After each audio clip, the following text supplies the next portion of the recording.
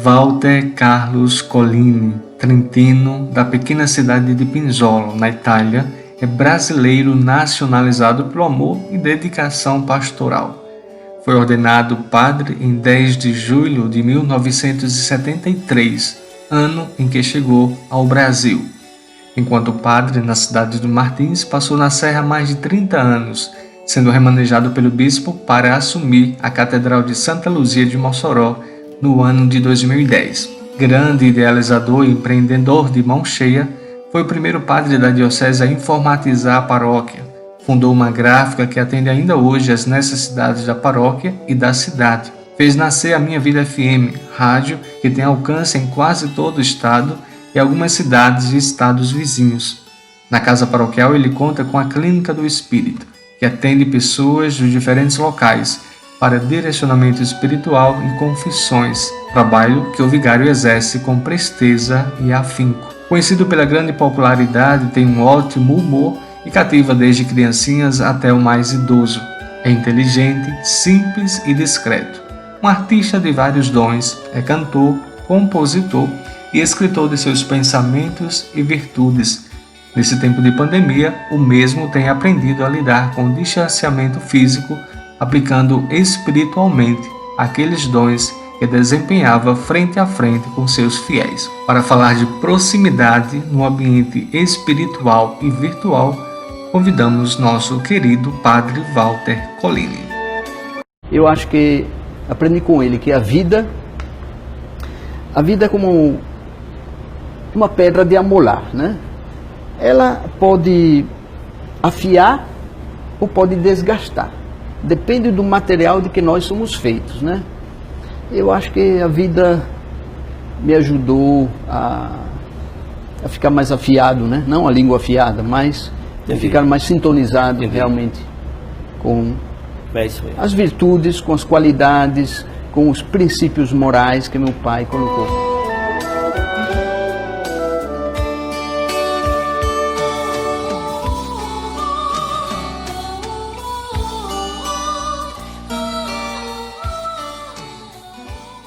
Live, você que já espera esse momento da nossa entrevista, do nosso bate-papo, nós vamos agora receber e com muita alegria o nosso programa de hoje traz a presença, a participação do nosso amigo, querido Padre Walter Collini. Boa tarde, Padre Walter.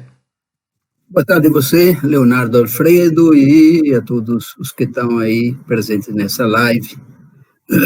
Meu cordial boa tarde. Santo Domingo, ainda tem um pedacinho, né? E uma semana abençoada. Muito bem, é uma alegria, viu, Padre Walter, recebê-lo aqui. Eu acho que, não sei se o senhor já fez alguma live nesse período de pandemia, ou é a primeira, mas para mim é uma alegria, uma honra muito grande tê-lo comigo. Certo, eu já participei de alguma coisa aí, eu ainda estou meio encabulado com essas coisas, mas vamos lá, né? É sim, vai dar certo. Já conseguimos a ligação, então o resto agora vai para frente. Então, já estamos, se o microfone e a câmera estiver funcionando, vai dar certo. Assim, tudo bem. Eu tinha divulgado que o nosso programa seria falando sobre proximidade, né? Tendo em vista que esse período de pandemia nós fomos obrigados a distanciar, a manter um certo distanciamento físico, pessoal, mas que ao mesmo tempo, pelas mídias sociais, pela internet, nós temos também uma proximidade maior. E claro, bem antes da internet ser inventada, já existia a proximidade espiritual. E é nesse tema que a gente vai discutir sobre essas duas relações de proximidade, né? Espiritual e virtual. E uma das primeiras perguntas que eu gostaria de fazer ao senhor é: o que mudou para o Padre Walter enquanto pessoa nesse tempo de quarentena? Como para todo mundo, mudou muita coisa, né? O mundo mudou, né? O mundo mudou. Só Deus que fica sempre igual, né? Nós mudamos porque improvisamente, o mundo caiu por cima da gente, né? E mesmo nessa mudança, porém, que o coronavírus trouxe para todo mundo, essa pandemia, desde o começo, o que me preocupou foi justamente isso que você está colocando aí, essa distância, essa aproximação. Eu sempre tive um gosto especial por aquilo que nós rezamos no credo, né? Creio na comunhão dos santos. Muitos se perguntam, o que é essa comunhão dos santos? Alguém até de maneira muito simples pensa que é os santos comungando, né? Fazendo a comunhão. Não é bem isso. Comunhão é união com, né? Então, São Paulo chamava os santos, todos aqueles que pertenciam a qualquer igreja, qualquer comunidade, não sei, digamos, de Corinto, de Roma, de Éfeso, etc. Ele chamava aos santos. Então, comunhão dos santos seria a igreja que reconhece que, por ser o corpo místico de Cristo, por ser esse corpo feito de tantas células, que somos todos nós, que pertencemos a uma igreja, pode comunicar entre si. Mas não só na igreja dos vivos, também com a igreja de quem já está no céu. Então, eu sempre senti muito esse aspecto. Mas desde o começo da pandemia, sobretudo a partir desse distanciamento social, esse isolamento social, né, desse confinamento compulsório em casa, desde 20 de março que eu estou aqui também em casa, sem praticamente sair. Então, eu me senti interpelado sobre o que é que eu podia e devia fazer como padre, como sacerdote, a minha missão, a minha vocação, afinal, tem que ter uma resposta. Então, na verdade, algumas das minhas atividades, por exemplo, o atendimento presencial, que eu tinha para as pessoas em busca do sacramento da confissão, ou de um acompanhamento espiritual na clínica do espírito. Eu tenho uma clínica, eu sou dono de uma clínica, de um hospital, clínica do espírito. Só atendo um doente, um enfermo de cada vez, viu? Para confissão, para atendimento espiritual. Bom, às vezes vem também não, infelizmente, então só um que é bem fraquinho, o Espírito Santo, né? Então, eu sou apenas um enfermeiro, eu que sou atendente, né? E ele, o Deus da vida que opera nas almas do povo, né? Então, eu batizei de Clínica do Espírito, uma pequena capela, eu chamo também Hospital da Alma, se quiser, o ambulatório, o pronto-socorro espiritual, ou academia espiritual, um pouco tudo disso, né? Então, eu atendia bastante pessoas, às vezes até 8 pessoas num dia, 1 hora cada, né? Então, isso aí, hoje, praticamente, a minha clínica está fechada, no sentido da presença do atendimento presencial, mas está aberta ainda através dos canais, justamente os canais dos meios de comunicação social, o telefone, a internet, o WhatsApp, né? Estou atendendo, hoje mesmo já atendi umas 3 pessoas pelo WhatsApp, tenho mais uma de noite, né? E tá certo isso aí. Só que, no outro sentido, claro que falta, por exemplo, aquilo que era também a visita aos hospitais, que eu fazia sempre na segunda-feira à noite, na quarta-feira. Então, aquilo também, aquela visita para dar conforto aos enfermos, através do sacramento da visita, a oração pelos enfermos, a unção dos enfermos, a confissão,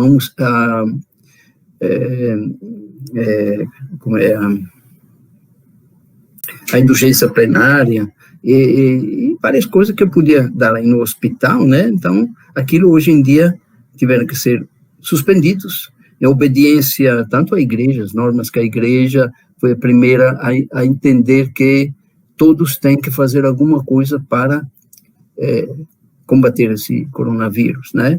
E também pelas autoridades sanitárias, então, para o bem de todos, apesar de provocar desconforto ou sofrimento em muitas pessoas, foi isso aí, distanciamento social. Então, eu me questionei ao respeito do que eu podia fazer, então, nestas circunstâncias um pouco adversas, na verdade.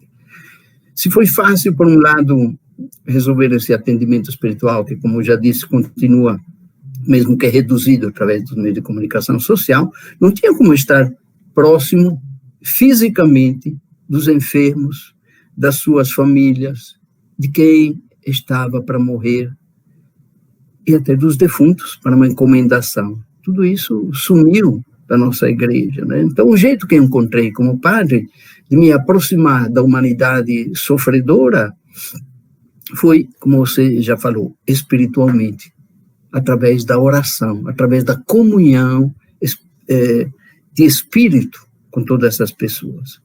Eu tenho um costume todo dia, de madrugada, de fazer, eu chamo a minha subida ao Monte Tabor.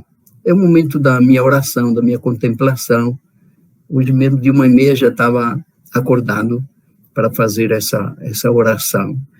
Então, nesse momento, eu sempre subo com toda a humanidade ao Monte Tabor para me apresentar diante de Deus, levando todos os filhos e filhas de Deus, levando no meu coração, no meu pensamento, na minha oração. Nesse tempo, eu nunca perguntei a Deus, onde é que o Senhor está? Onde é que o Senhor está nessa pandemia? Eu não perguntei porque eu sei que quando nós rezamos, quando nós oramos, nós estamos perto de Deus, estamos junto de Deus. E quando nós sofremos, Deus é que está junto de nós. É importante não esquecer essa realidade. Então, eu sei que Deus, no seu amor infinito, no seu amor eterno, não precisa nem de mim, nem de ninguém, de nenhum ministro, digamos, dele, para estar presente, Deus mesmo, invisivelmente presente junto aos seus filhos e filhas, para lhe dar a sua graça, para salvar. Mesmo longe ou impossibilitados de utilizar os sacramentos, ou da assistência física da igreja. Então, todo dia, o Pai me concede pelo Espírito Santo essa graça de estar misticamente unido, espiritualmente unido, por meio do corpo místico de Jesus, e, portanto, pela comunhão do santo, como já expliquei, né? Que nós proclamamos até todo domingo, espero com muita fé, mesmo que apenas de uma maneira espiritual, mas pode até tirar esse apenas, porque parece que é uma coisa redutiva. Não. Desse jeito, nessa maneira espiritual, eu posso entrar em contato, posso estar perto de cada enfermo, de cada enferma, para confortá-los, para celebrar de uma maneira invisível esse sacramento da presença, esse sacramento da reconciliação, conferindo o perdão divino aos enfermos, levar o santo viático, ministrar a unção dos enfermos,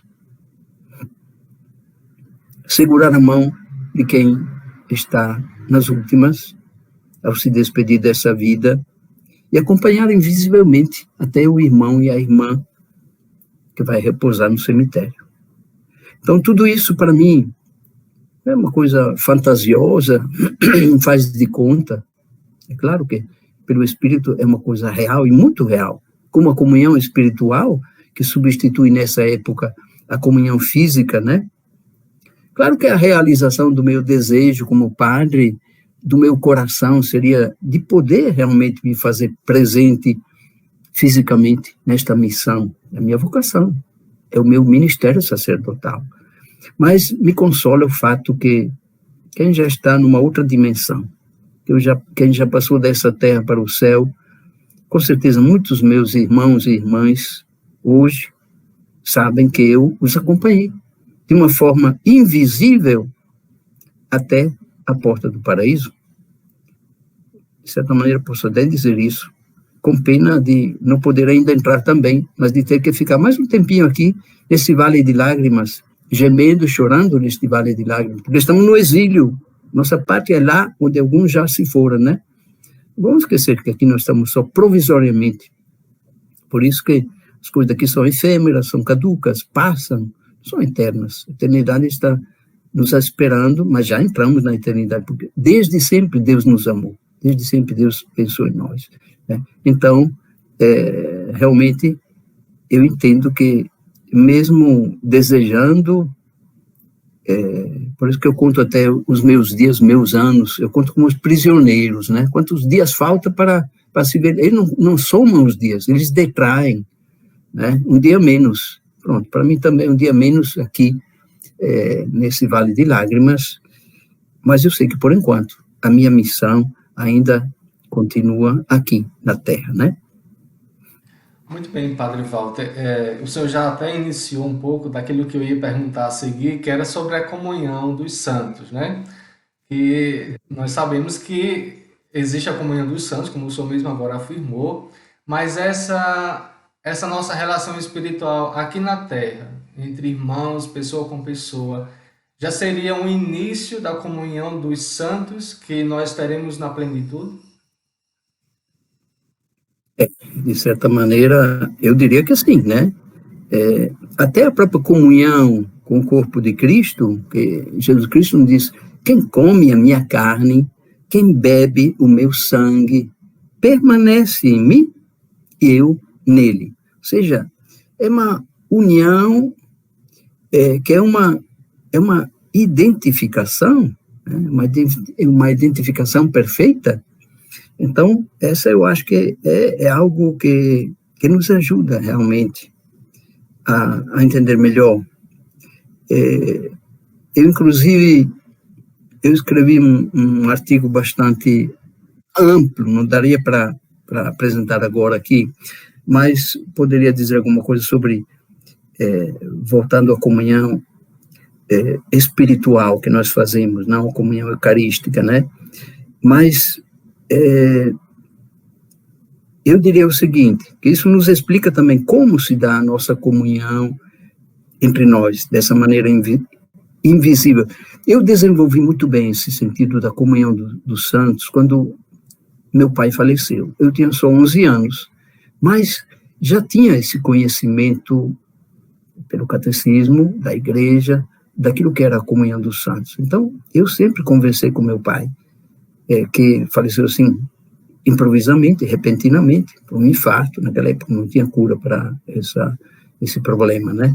Então, a minha espiritualidade teve que me confortar, e me confortou muito bem, sabendo que eu podia comungar, conversar com ele, sentir a sua presença de uma maneira diferente, mas era essa, né?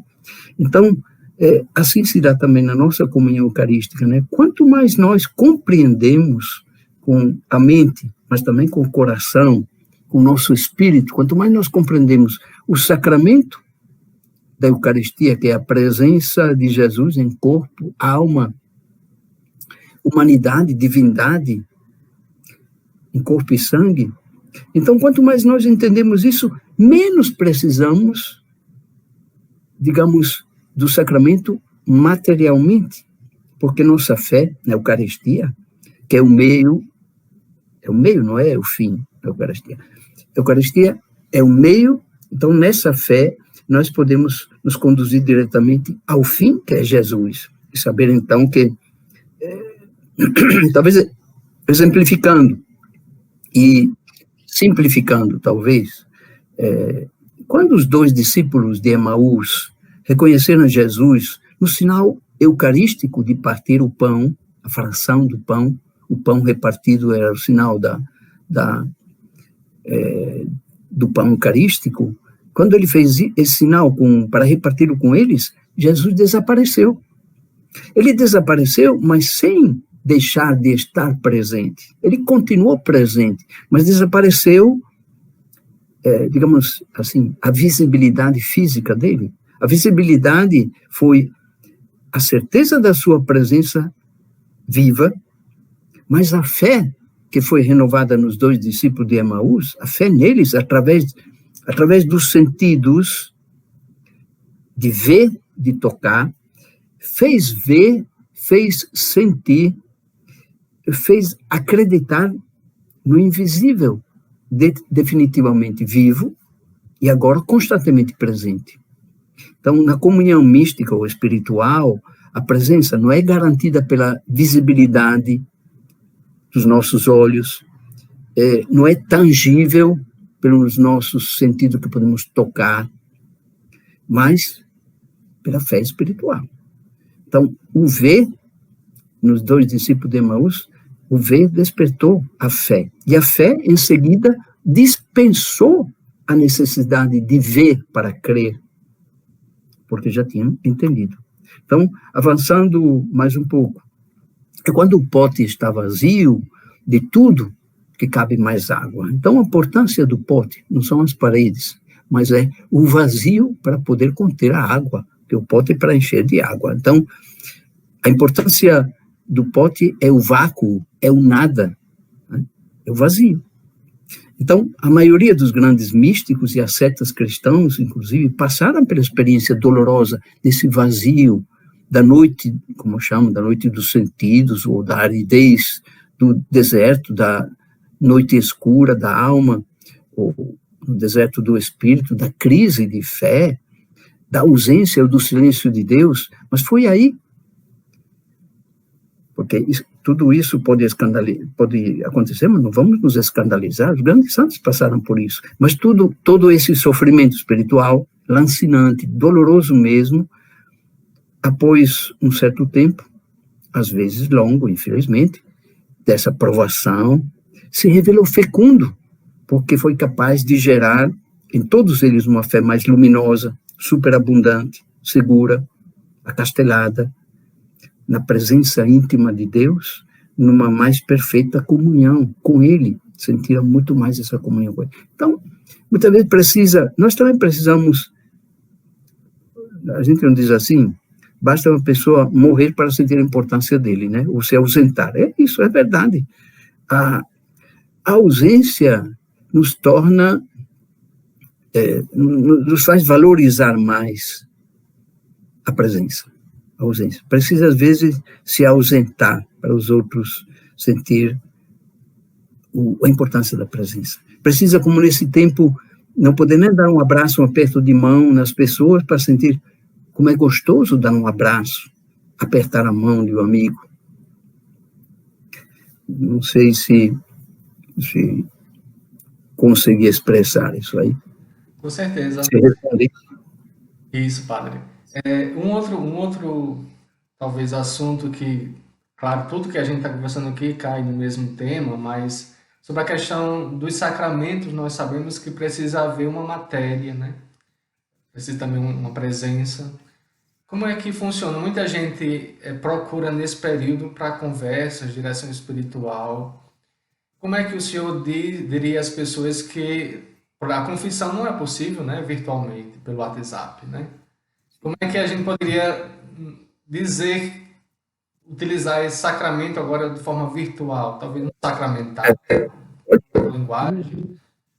A igreja tem o direito canônico, tem as suas leis que ajudam a organizar bem a vida dos cristãos, né? Então, o direito canônico e o catecismo da Igreja Católica já prevê as circunstâncias em que o católico, o cristão, não tem condição, tem pecados, mas não tem como confessá-los, porque não tem padre disponível para escutar a confissão e absolver.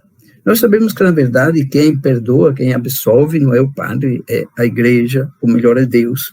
Mas Deus deu, Jesus, no dia da sua ressurreição, quando apareceu no cenáculo, deu o poder de perdoar os pecados. A paz esteja com vocês, como o Pai me enviou, eu envio vocês.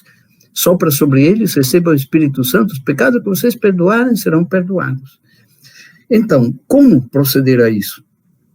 O catecismo lembra, e o Papa relembrou no dia 20 de março, na missa de Santa Marta, ele relembrou, disse, olhe, eu entendo que estamos nos aproximando, estávamos ainda na quaresma, aproximando da Semana Santa, acredito que muitos de vocês querem se confessar, e aí já será muito difícil. Então, vocês podem fazer isso, a orientação que o catecismo o Papa deu, mas está no catecismo, ele mesmo citou o catecismo, disse, o importante é você conversar com Deus, você confessa os seus pecados a Deus, faz o ato de contrição perfeito.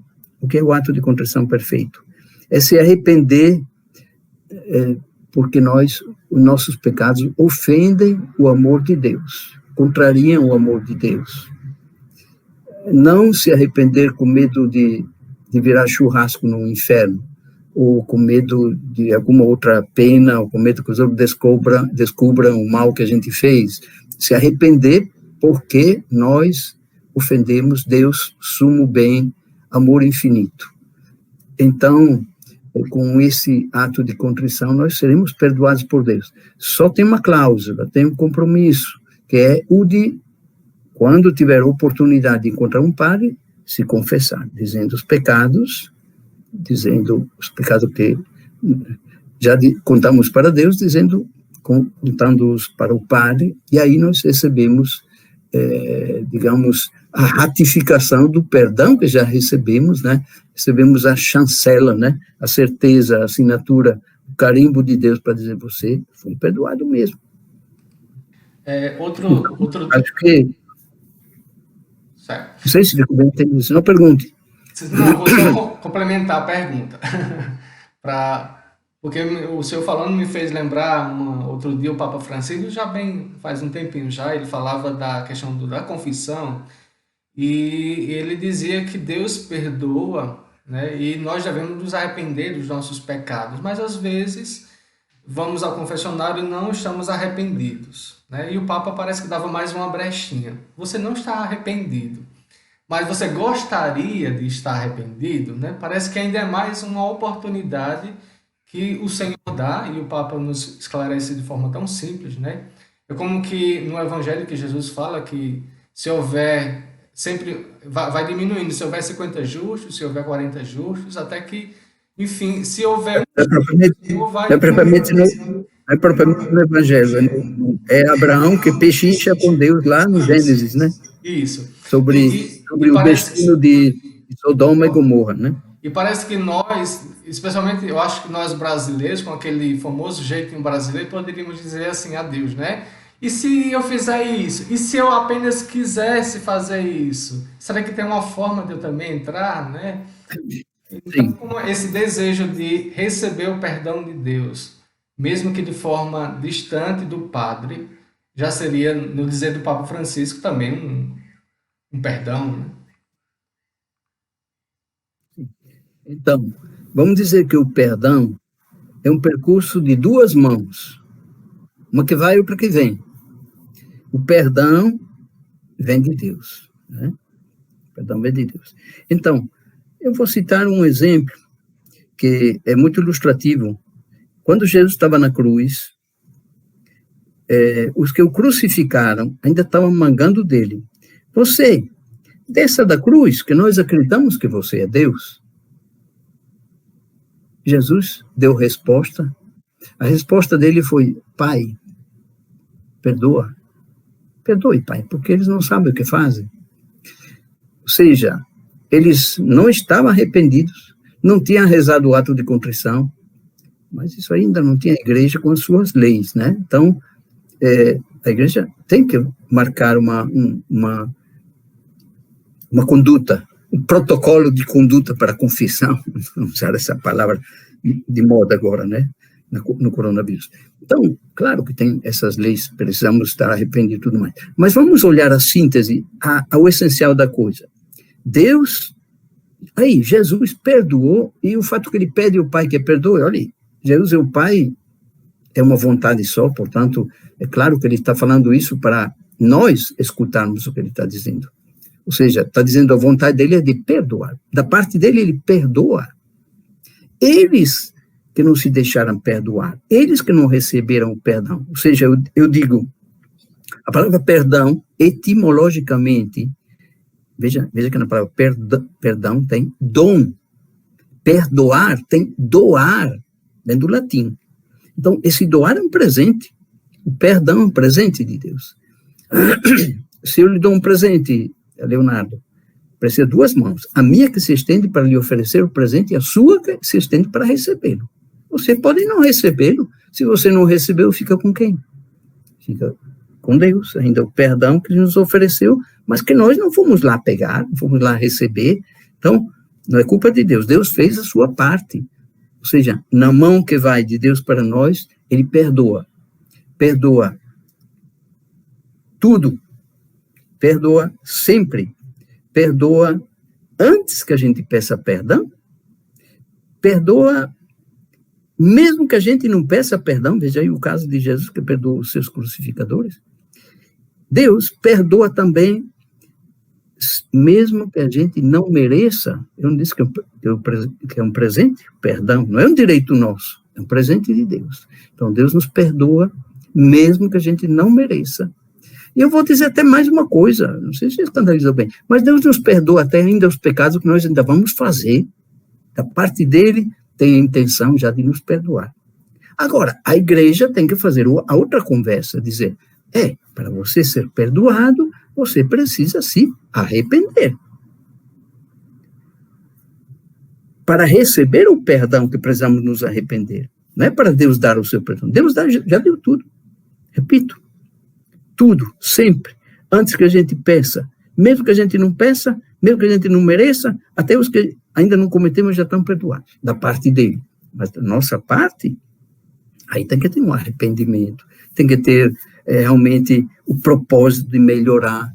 Eu estou olhando só para cá no lugar de olhar para a câmera, né?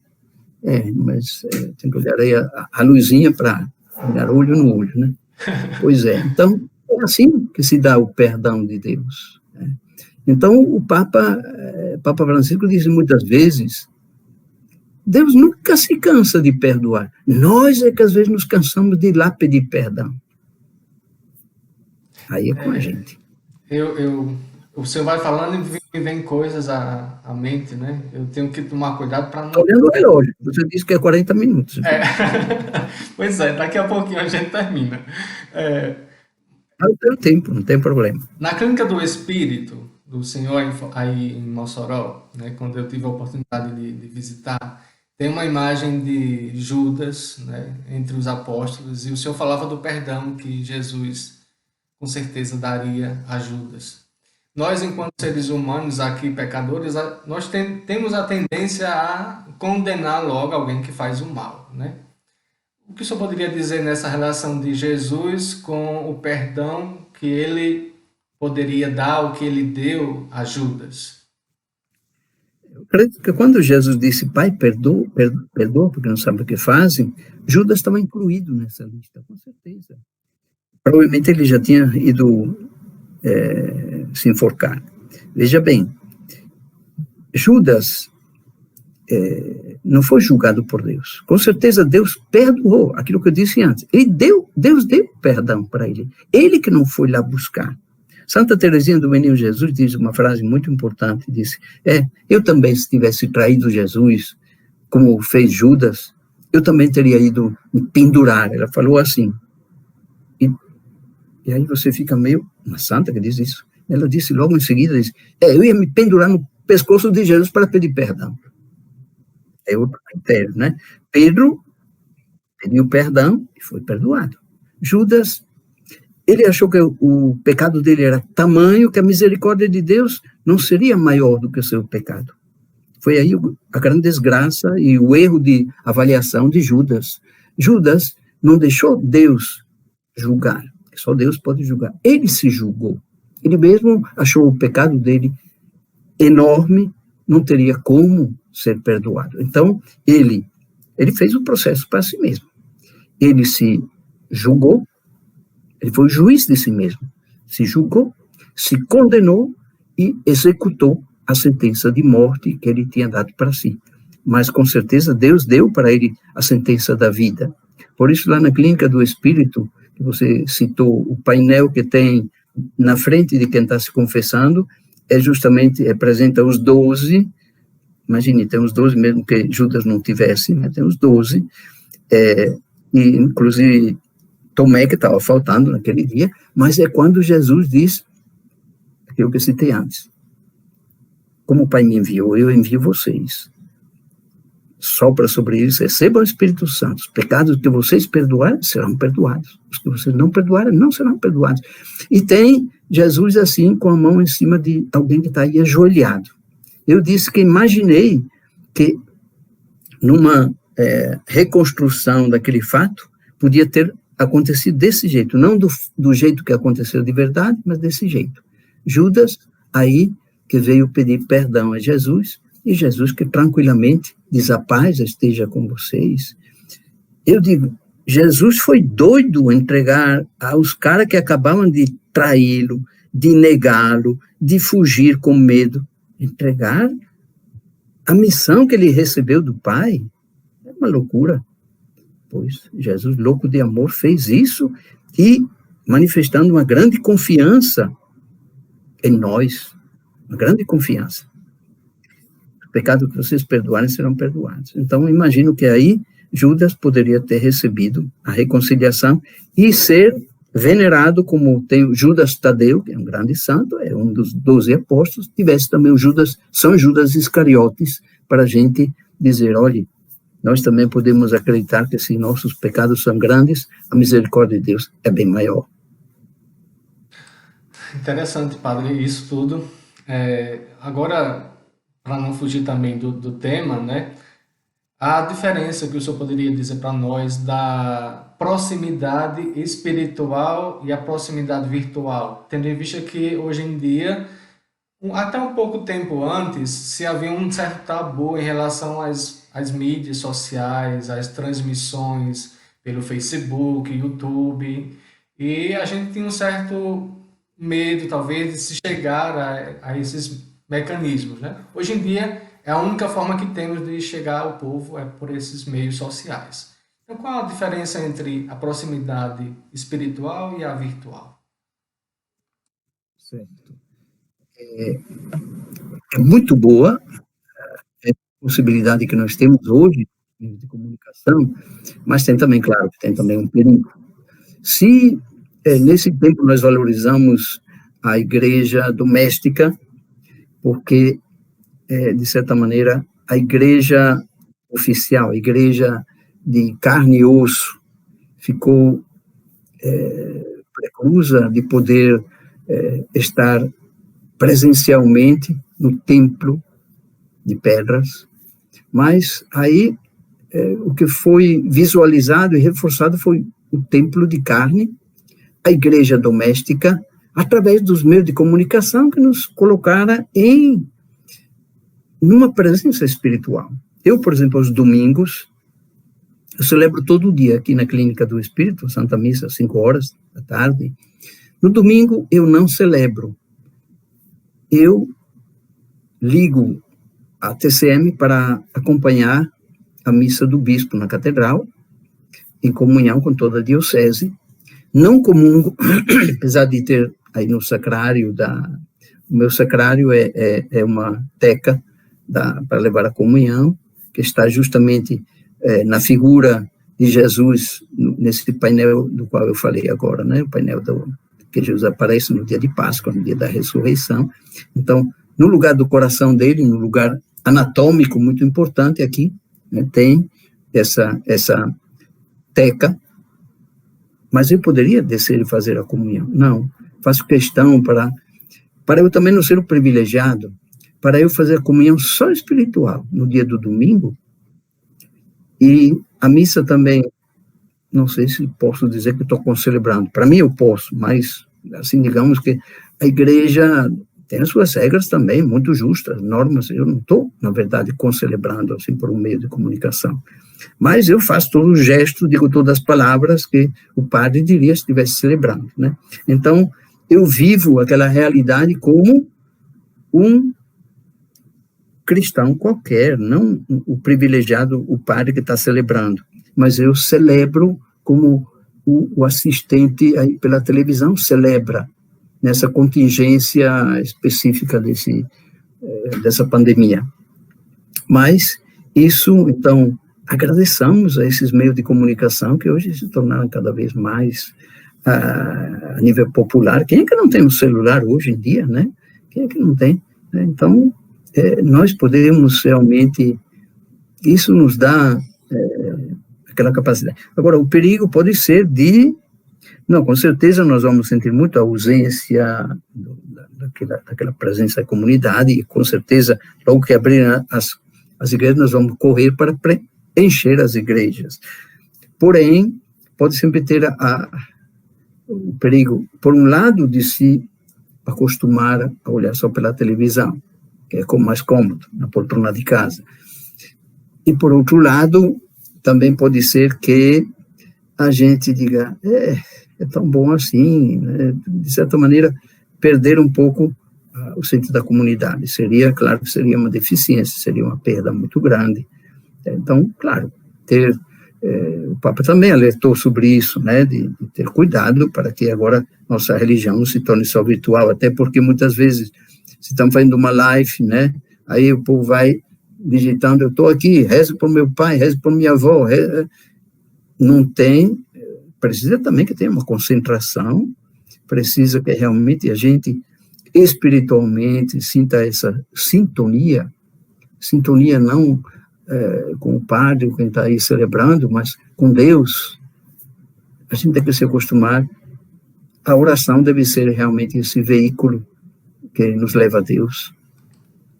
Era justamente isso que eu acho que, já para encerrar nossa entrevista, né, nossa conversa, era sobre a relação, por exemplo, a oração por quem não está na igreja, no caso, quando nós íamos à missa na igreja, e nós colocávamos intenções de pessoas, ou às vezes até ligava e marcava a intenção da missa, né, e não ia para a missa, apenas mandava a intenção.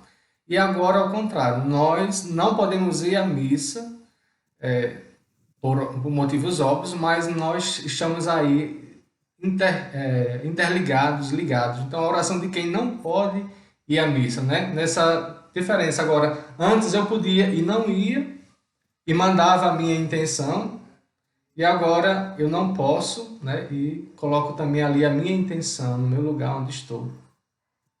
A gente entende mais também esse outro sentido, né? Que inclusive a intenção não é tanto para Deus, porque em toda missa o padre celebra por toda a humanidade viva e por todos os falecidos, né? Estão todos presentes espiritualmente na missa. Agora, quando se lê os nomes, é mais para a comunidade saber, estamos lembrando também o membro da comunidade, etc., né? Mas eu sempre incentivei, eu disse, não, se a pessoa não vem, manda rezar e não vem, não tem lógica de anotar uma intenção se é desse jeito. Não sei que seja uma pessoa que vai viajar, olha, eu gostaria que lembrasse o meu ente querido, eu estou viajando, assisto a missa em outro canto. Tá bom, aí é diferente. Mas dispensar a missa e botar só aí a intenção, o meu finado está sendo lembrado. Seria pouco demais, né? Muito bem, Padre Walter. Agora, Jesus, ele mandou os discípulos, os apóstolos, irem aos 4 cantos da terra, evangelizarem. A gente vê muito bem isso na festa da Ascensão, né? Esse mandato de evangelização. Hoje em dia, talvez, esses lugares, pelos meios virtuais, né? Seria esse novo território geográfico, que não é mais somente geográfico, mas ele alcança um patamar mundial, né? Então, seria um novo mandato que Jesus agora faz também, claro, não esquecendo o que vivíamos antes e, como o senhor mesmo mencionou, a fala do Papa Francisco, né? Não tornar uma igreja virtual, mas de encontrar outros meios também agora acessíveis, né? A cada vez mais o evangelho chegar aos 4 cantos da terra, né?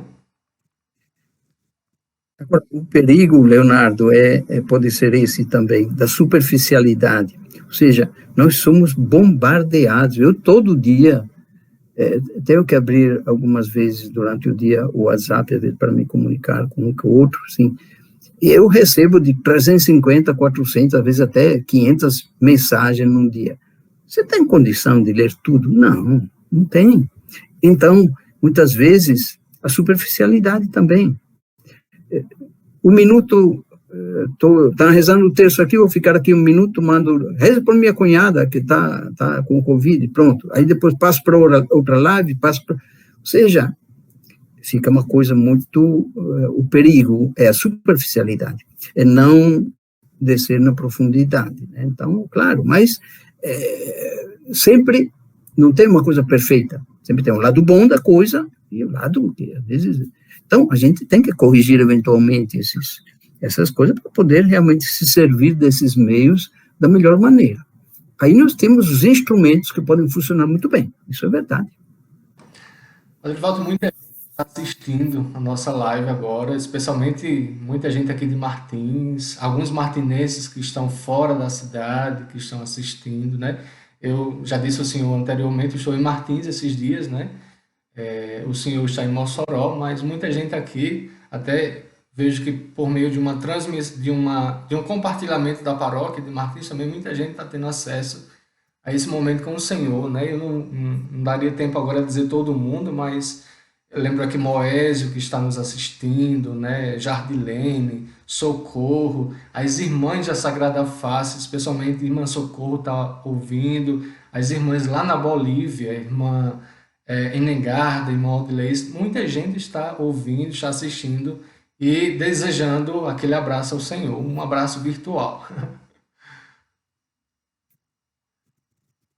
Olha aí como é bom, né? Então, eu retribuo também esse afeto, esse carinho, né? Daqui, pelo vídeo, vamos mandar, então, um abraço para todas as pessoas. É um abraço virtual e virtuoso, e acho que é um abraço que abraça com Deus toda a humanidade, né? Sem esquecer nenhum, todos nós somos filhos e filhas de Deus, né? Então, todos os quase 8 bilhões de eu que existem no mundo, que olham para os outros e veem quase só outros, né? O eu é só uma pequena exceção, né? Cada um de nós é uma pequena exceção desse mundo. Pois é, mas somos todos unidos no amor de Deus. Deus ama a todos e a cada um com amor infinito, total, absoluto e eterno. E é por isso que nós somos gratos ao nosso Deus. Muito bem, eu só tenho a agradecer, né, a sua disponibilidade em atender, né, este meu pedido, né, e de poder contar com a sabedoria, a inteligência, a simpatia que o senhor tem para nós, sempre, né, muito atento, muito atencioso, e enriqueceu esse momento aqui. Você sabe que o velho tem uma certa experiência, né? Dizem que o diabo sabe mais por ser velho do que por ser diabo, né? Então, eu já vivi 74 anos, acumulei um bocado de... Não estou dizendo que tenho 74, não tenho, porque eu só tenho daqui para frente, né? Como eu já disse. Agora, a gente vai juntando uma experiência, né? Eu digo, posso não ter muito QI, mas tem um bocado de KM. QI é quociente de inteligência, KM é quilômetros rodados. Eu já rodei um bocado de quilômetros, por isso que posso me permitir também dar alguns conselhos aos outros. Meu irmão dizia, o velho, sabe por que o velho dá muitos conselhos? Ele dizia, não sei não, por quê? Porque não pode mais dar maus exemplos. Muito bem, é interessante porque acabamos terminando com um certo tom de humor, né? Que é o característico do Padre Valdo. Eu gosto de dizer a piadinha no final do meu programa, né? Isso mesmo. Eu ia até pedir, mas o senhor já acabou de contar. Tá bom, então. Muito Um abraço grande. para Deus te todos. abençoe também. E minha bênção. Deus abençoe todos aqueles que estão escutando. Aliás, não digo Deus abençoe, Deus abençoa. É uma garantia que Deus sempre nos abençoa. Vamos fazer por onde merecer essa bênção de Deus.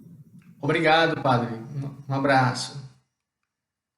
Posso desligar? Estou dispensado. Isso. Tchau, tchau a todos. Tchau. Até a próxima. Até.